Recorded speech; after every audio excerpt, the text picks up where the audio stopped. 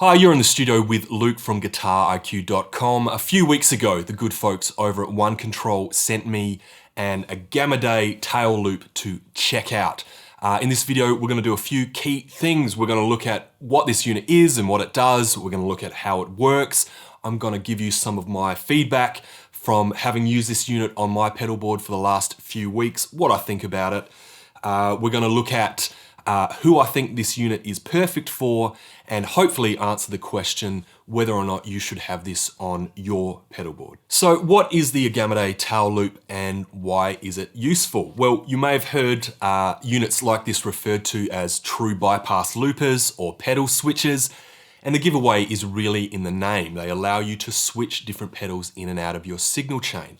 Why is that helpful? The astute among you will realize that guitar pedals usually come with a switch which turns them on and off, which is true.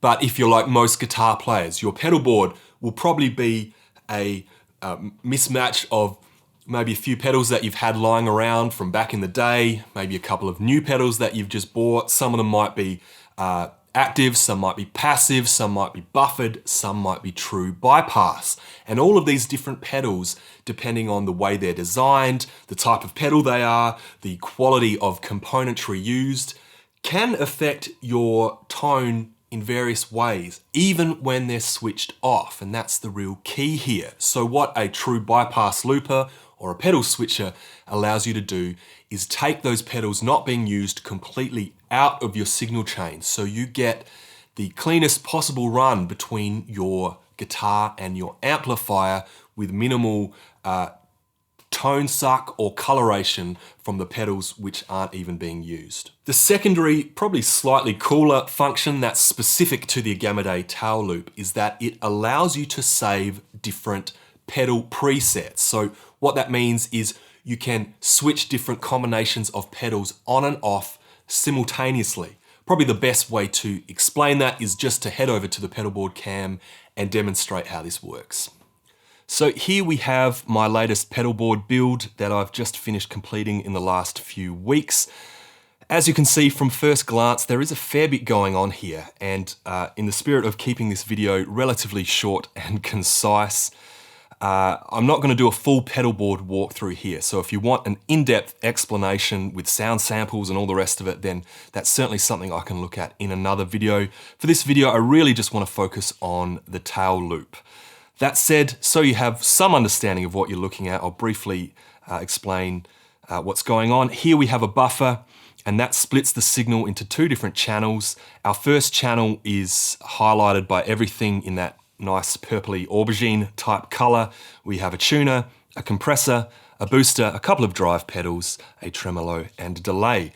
The secondary channel goes directly to the tail loop. And the way that works is that everything that's connected to the tail loop, I can then blend in parallel with my main signal chain. If you understand about parallel signal chains and how they differ from pedals that are connected in serial, then that's fantastic. If you don't, again, that's something we can talk about in another video. The main thing you need to take away is that not every effect here is connected to the tail loop. I'm just using it to control specific effects that I want to blend in with my main signal. So taking a closer look at the tail loop, we can see over here on the right, we have our main input, which we would plug our guitar into, or any effects that we have before the tail loop, like a tuner, for example. Over here on the far left, we have our main output, which would go to our guitar amp, or again, any effects that we have after the tail loop. In between those 2 points, we have 6 different switches, and each of those switches represents a different loop. Each of these loops has an independent send and return. Okay, so the way that works is loop 1 over here has an S1 for send. The send goes to the input of the pedal I have connected in that loop, which in this case is a volume pedal. The output of the volume pedal is then connected back into the return, so the R1 here. And each loop has its own S and R send and return. Again, you can see that I have color-coded things to match up with the loops that they correspond to. In loop 2, we have this octave pedal. In loop 3, we have a delay, or in this case, a reverse delay is what I've set up on the pedal. We have a vibrato effect in loop 4, loop 5 is our reverb, and finally loop 6 corresponds to a master volume preset attenuator I have at the end there. So with a normal true bypass looper, that would basically be all there is to it. You would just switch on the different loops that you want to engage when you want those effects in your signal chain. With the tail loop, we have a bit of extra functionality, as I alluded to earlier. You can see when I first power this up, it defaults to bank 1. And within bank 1, we have 5 different presets. And the important thing to note here is that these presets, which are indicated by the red LED, don't correspond to the pedals in those loops. They correspond to whatever pedals we have programmed to that switch. So how do we find that out? Well, we head over to the bank edit button over here, and we press that for a couple of seconds, and that brings up our program mode. You can see the LEDs turn blue, that this comes up with a P to indicate that we're in the program mode, and now each of these switches correspond to whatever is in that loop. You can see with this preset, I basically have everything switched on except the volume attenuator at the end. I can then exit the program mode again by holding that for a few seconds, and we come back to our preset. Again, to repeat that, if I come over to this octave preset that I've set up, let's see what's switched on. And if I call up the program mode, you can see that I have my octave pedal and my vibrato pedal on, and that gives me a kind of organ type effect. If I wanted to add some reverb, I would simply come over, switch the reverb loop on, and then exit the program mode back to the recall mode by holding that for a couple of seconds. If I change my mind, I simply hold that down, switch the reverb off, and then exit. It's as simple as that. Now, I mentioned this is bank 1. We actually have 5 different banks pre-installed in the tail loop. And the way that works is instead of holding the edit button, simply press it. We can then move to whatever preset we've set up within that bank. If we want to scroll to a different bank, we just rinse and repeat. So that basically gives us, out of the box, 25 different presets that we can have to tweak till our hearts are content. But it doesn't stop there. You can actually program up to 20 different banks on the tail loop for a total of 100 different presets, which in some ways is overkill, but might be handy for those who want to program each bank to correspond to a different song in the set list. For example, instead of having these as preset effects settings, you could have this as your chorus preset, your verse preset, your bridge and solo preset, for example. And then you go through the banks and just program those settings to whatever correspond to those sections in the song. That's kind of a bit more of a complicated, convoluted way to go about it, especially when your lead singer decides to change the set list at the last minute, but it's nice to have that functionality if you so desire. Apart from that, there's probably just a couple of other things to cover here. When you switch one of your presets off, this sort of dash comes up and indicates that you have a master bypass. So everything connected to the tail loop is bypassed and your input is just connected directly to your output. And then again, you can engage your presets as you would expect. And finally, this just takes a normal 9-volt power supply that you would power most pedals with, and it even gives you the option to daisy chain a number of other pedals to power off this unit as well if you so desire. So a very compact, feature-rich little offering here by One Control. So having looked at how this works, now time for the moment of truth. What do I actually think of it? Having had it in the studio for the last few weeks, I can certainly attest to the build quality. I may or may not have accidentally dropped this unit when I was installing it on my pedal board, but it worked first time I fired it up. There's been absolutely no reliability issues. This thing's built like a tank, and I have no doubt that it would fare very well in a touring situation. So price point wise, how does this unit stack up to the competition? Well, I think it's actually pretty darn competitive in terms of what you're getting. As of the time I'm filming this video, I imagine the street price on something like this would go for maybe $2 to $250 depending on where you get it and if you can get it on sale, US dollars I'm talking, which is actually pretty good considering you might be looking at say 1 to 200 for a similar size unit which doesn't have that programmable functionality.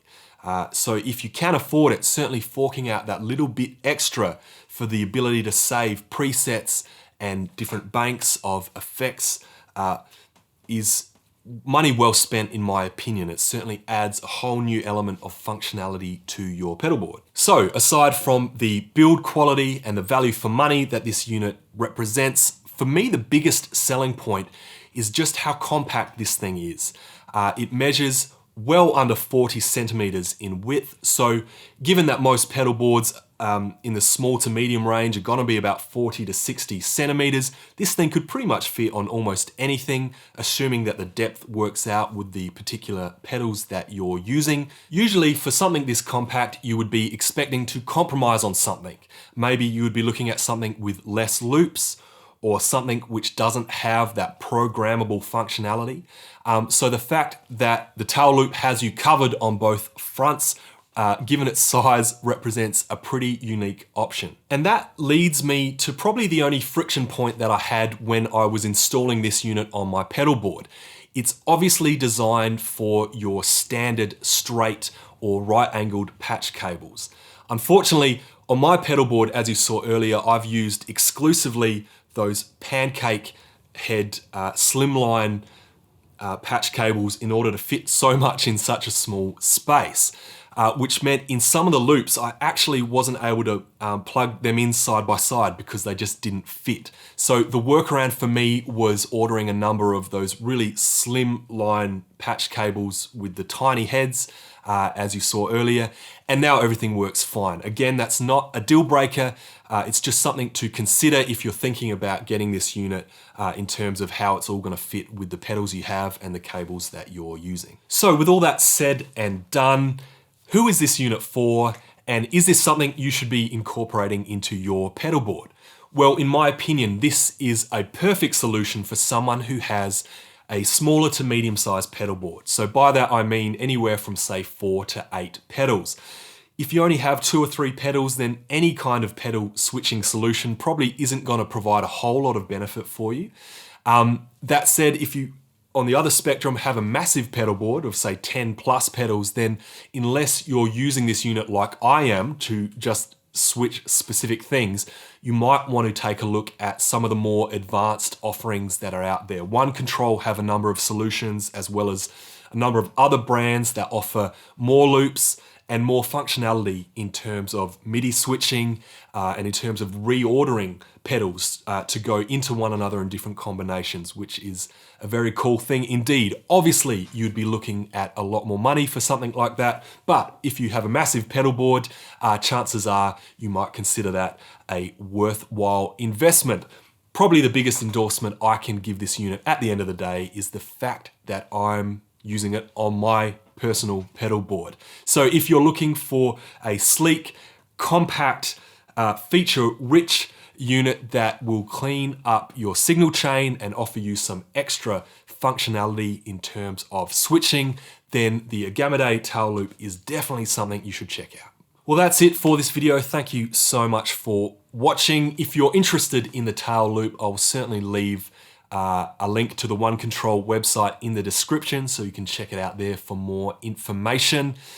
If you enjoyed this video, please like and share it. I'd love to hear from you in the comments section. Do you have a pedal switcher on your board? If so, how are you using it? What combinations of pedals are you using it with? Please let me know. It's always great to hear from you. And finally, if you'd like to check out some of my educational guitar books, then at your leisure, head over to guitariq.com and that would be fantastic. Thank you so much, and I'll see you in the next video. Cheers.